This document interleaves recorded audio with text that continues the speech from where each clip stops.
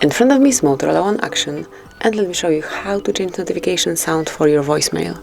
So first of all, just open your phone dialer, tap on the more icon and select the settings. Now click on voicemail and go to notifications.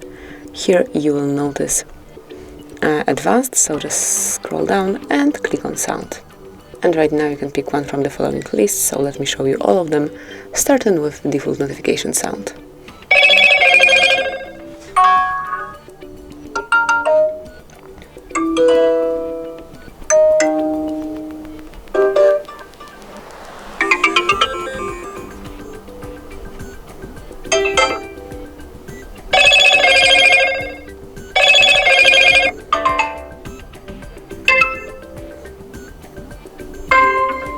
And then mark the one that you would like to apply, tap on OK, and that's it. As you can see, it has been saved. So this is it, that would be all. Thank you for watching, please subscribe our channel and leave the thumbs up.